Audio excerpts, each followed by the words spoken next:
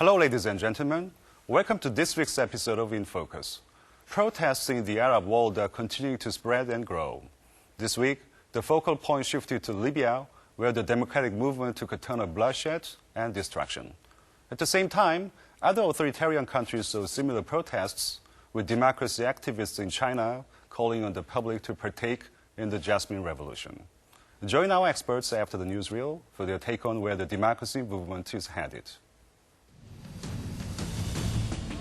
Protests continue to rage across the Middle East and Northern Africa, with 9 countries in the region seeing major uprisings. While some have succeeded in totally overthrowing their former dictators, others have brought about substantial governmental reforms and secured their leaders' promises to stamp down at future elections. In Libya, protests spread into a situation of civil war, as de facto leader Muammar al-Gaddafi launched military assaults involving the Air Force against civilian protesters. Meanwhile, other major authoritarian regimes are taking cautionary measures for fear of contagion. Opposition rallies in Russia were suppressed, with protest leaders being arrested. In China, where the government banned internet searches for the words Jasmine and Egypt, democracy activists staged silent demonstrations in Beijing and Shanghai.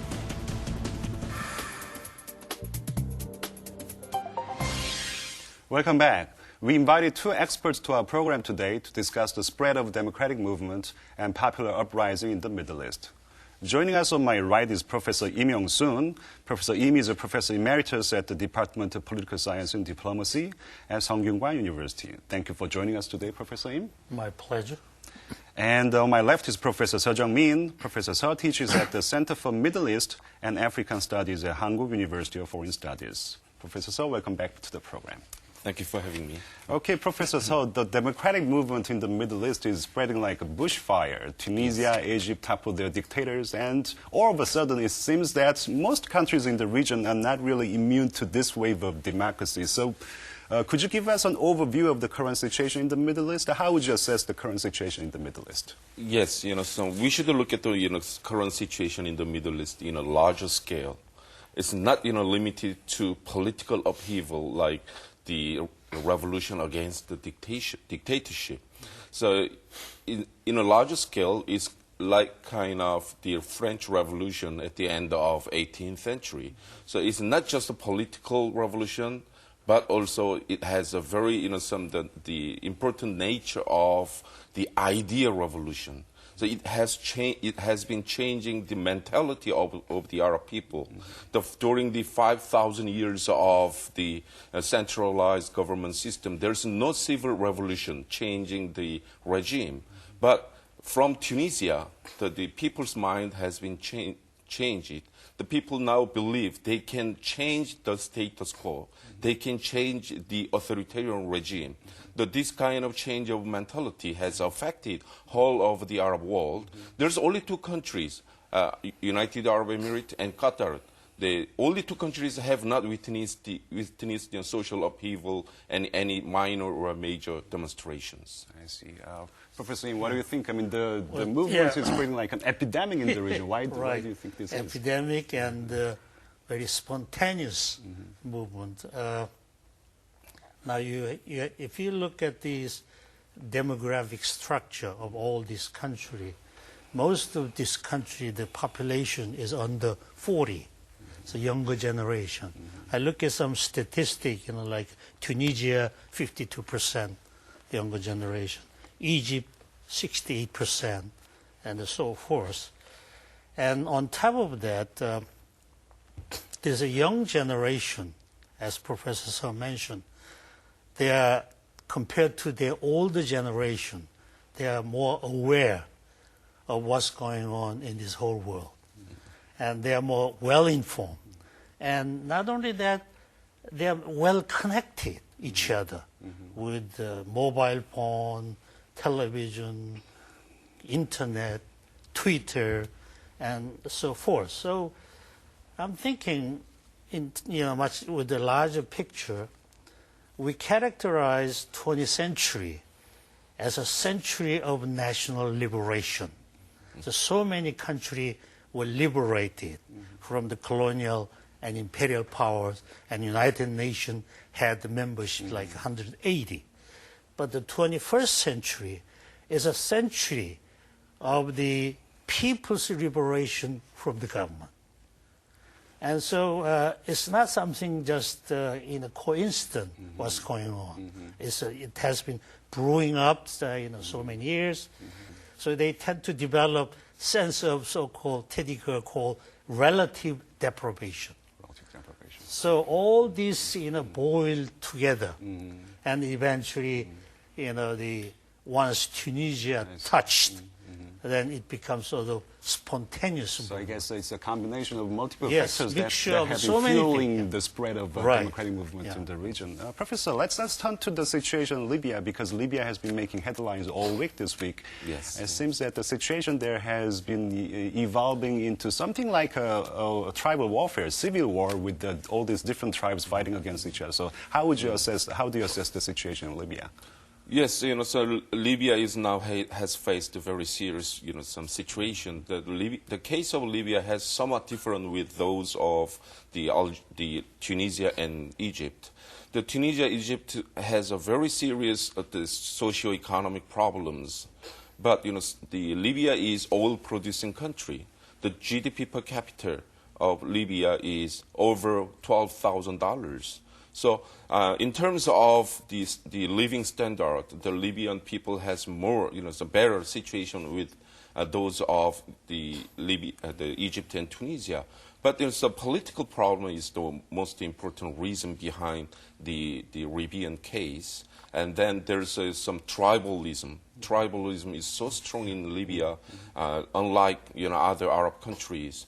And then, the Gaddafi has seized all powers. He personalized all the political system to his own, some hand, and his families and other very small number of elite. And this kind of, unfair, political process has, made people angry about that. And then during the process, some Libya used, some very, serious military forces, unlike the cases of Egypt and Tunisia. In Tunisia and Egypt, some military was, their stand is in the middle. They don't, engage themselves in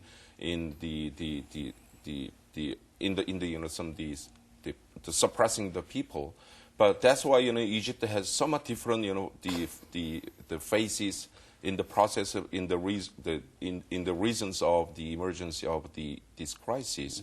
So the problem is, this tribalism in Libya has very, similar the characteristics in Yemen, in Algeria, and other, Arab countries. So first, this, democratic the movement, and plus the tribal conflicts will, the affect all the Arab countries in the near future.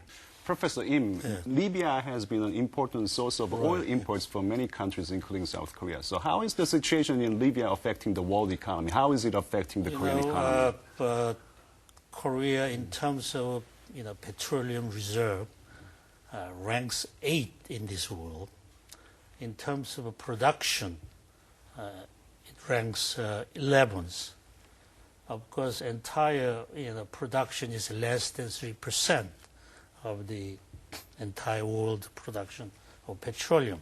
However, not only that 3%, less than 3% is very significant, but also psychologically, once something happened to Libya, so many investors or many of these people buying out and so forth, suddenly you may develop shortage of the petroleum. And if that does happen, it's going to hurt tremendously the economy of almost every country, including South Korea. Now we are getting out of from the financial crisis, and the recovering process will be damaged tremendously. So that's why so many people are concerned. And so Secretary General Ban Ki-moon made quite clear that this has to be settled soon. And President Obama even clearly stated that U.S. will do everything it can. And the European Union already has taken numerous action. However, there is a limit that what we can do as far as domestic, politics, concerned, as Professor Sir mentioned. I think one thing that we could do is probably dispatch peacekeeping forces there, but under the Charter of the United Nations, the involved country should request to the United Nations. But the Gaddafi itself, its government, is not going to ask, that kind of action. And not only that, the France and Germany and Italy and Spain, they are depending upon the oil production of Libya so much. So it complicated whole issues. And not only that, as Professor Sir mentioned, the nature of this whole situation becoming like a tribal warfare. It's a terribly domestic civil war that nothing outsider can do. That's paradoxes that we are seeing right now. So if I add something, so if you look at the some map of the Mediterranean region, so the Egypt and Tunisia and Libya has a serious problem now, and the neighboring country Algeria will face this very similar situation. The everyday the demonstration is going on in Algeria, and another side, the Yemen. If you look at the Yemen is also oil-producing country. So Yemen has the everyday anti-government demonstrations. So first problem is the security of Suez Canal. So Egypt and then Yemen are the surrounding countries of the canal. Then there's an instability of the canal, and then so all the North African countries' oil production has very serious some negative impact right now. So we should look at some long-term effect on world economy and especially European economy and stock markets and the prices of oil in the future. Do you think there's going to be another oil shock because of the turmoil in the Middle East? I do think so. I do think so. This current situation in the Middle East will last many, many years. So now several countries has the regimes of the several countries has collapsed. And then this, the negative effect, spread so fast to the neighboring countries and whole of the Arab world. Yes, some people said, some Saudi Arabia has enough, capacity to produce more. But, some Saudi Arabian production cannot cover all the losses of the, Middle East. So now I do, believe definitely the North African countries has somewhat very serious political, the upheaval in a very near future, and it means, it will affect all, the world economy, including oil prices and stock markets. If I may add to that, 1972, when the war occurs between Egypt and Israel, many of these oil-producing countries reduced just less than 1% of oil production. However, once this started, everybody buying them out, filling the full tank of gasoline in each car. That created tremendous shortage. So there's a psychological impact. What Libya can do is far reaching than actually what's really needed. So it seems that we are really faced with a grave situation in the Middle East. And then what are the realistic options that the international community has here? Professor Im mentioned that there's going to be a limit to which international community can intervene in the situation. But do you think the international community should intervene in the situation? If you do, in what manner? Yes, this is kind of dilemma. So the United States and other European countries want to involve themselves in Middle Eastern affairs right now. But the problem is the Middle East is the some important producer of energy. If they do have a bad relations with these countries, their economy, domestic or their regional economy has a very serious impact. So that's why they are very cautious right now. But we should make some kind of international the mechanism to control over the current situation. The most important some the function should be done by United Nations. So United Nations Security Council has some the produced very important measures and agreed by almost all the international community to control over the current situation, and then to harmonize some the international effort to support these some the peoples in the some poor countries in the Middle East. So this is a very important measure we should think about. I see. Professor Im, I heard the news that there has been a number of sporadic protests in China emulating Jasmine revolutions. So do you think the situation in the Middle East would have some sort of ripple effects in other parts of the world? Well, it does. However, what it can do, that's a different matter. In China, now there is a cat and mouse game going on between civil rights activists and then government and authority. It may have impact, however, I do not perceive, at least near future, the similar kind of upheaval in China. So, the Chinese government concerned cutting off, attempt to at least cut off, communications, so on and so on.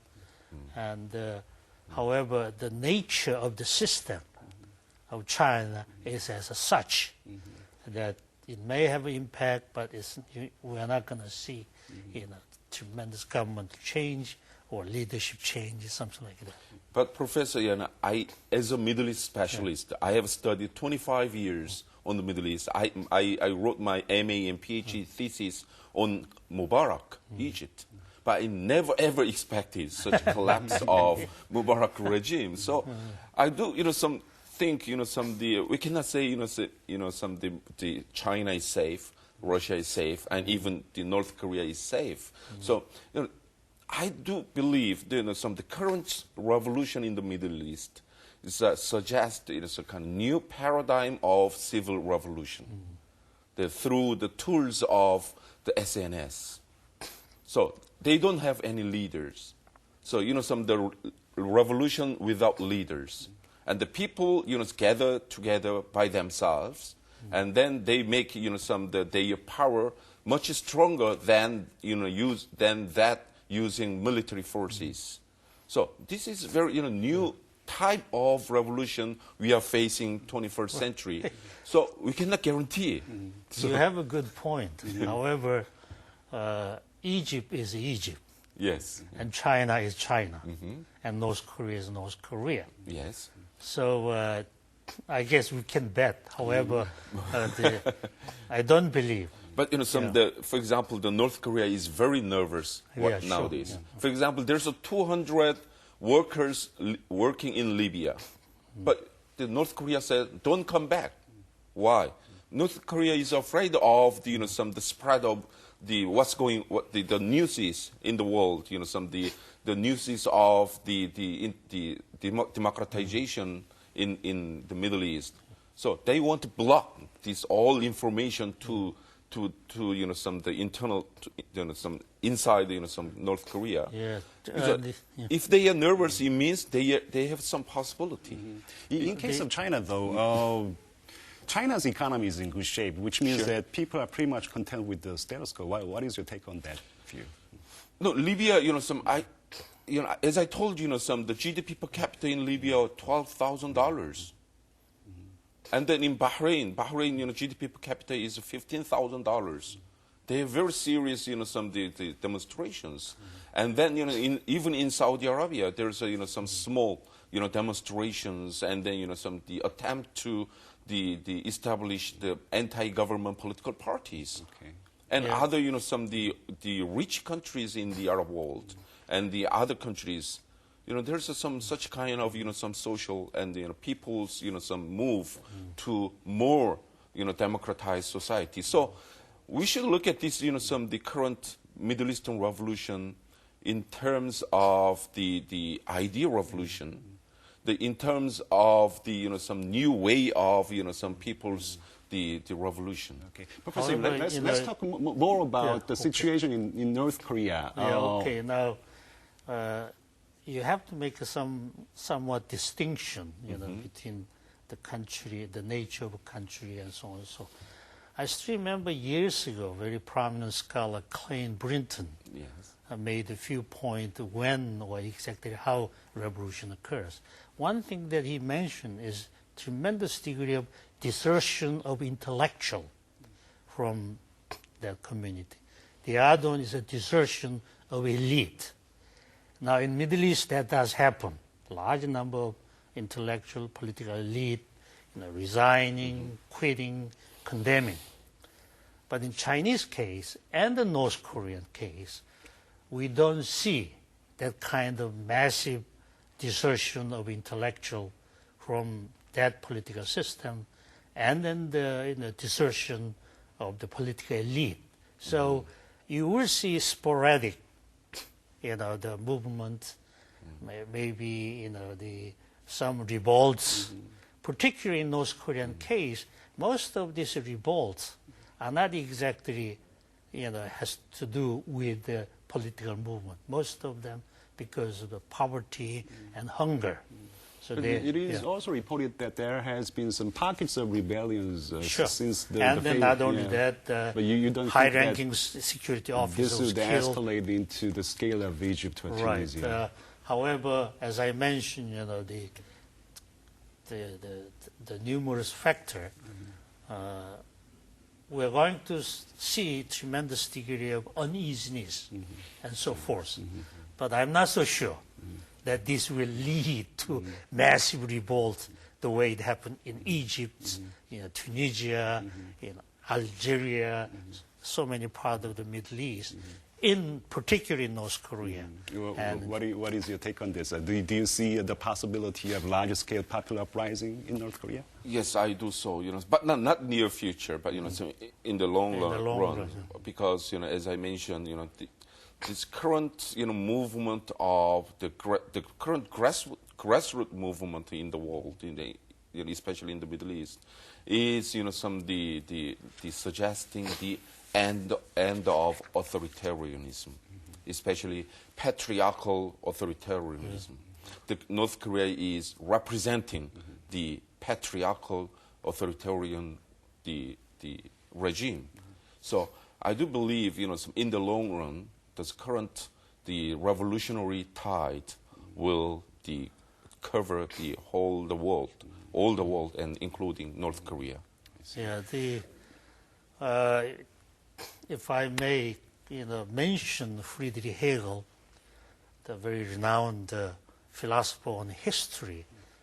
He mentioned that throughout the dialectical process of human development, and the result is a democracy. So we do perceive that eventually, in 21st century, almost every country will be evolved some form of a democracy one way or another. I don't believe North Korea is an exception. But the question is time, precisely when that's going to happen. As Professor So mentioned, maybe eventually, in the long run, even North Korea will have to move. As he mentioned, the authoritarian regime, old-fashioned monarchy, cannot exist anymore. So it will give away some measure of accommodation to the public demand and so on. So that's a historical result. But the question is, we are not living, forever. So maybe eventually it will come, but not near future. Probably within 5 years or 2 or 3 years. Okay. Well, gentlemen, this is all for today's discussion. Thank you very much for sharing your insights today. Thank you very much. My pleasure. My pleasure. The eruption of people power in the Middle East and its success in Egypt and Tunisia has captured the imagination of the world. We have seen that the overthrowing of dictators is not just something we see in history books. It can take place in the present day in the most entrenched and stagnant autocracies. The international community now has to ponder its responses in order to be on the right side of history. This has been Kim Jae-chun for In Focus. Thank you for watching us.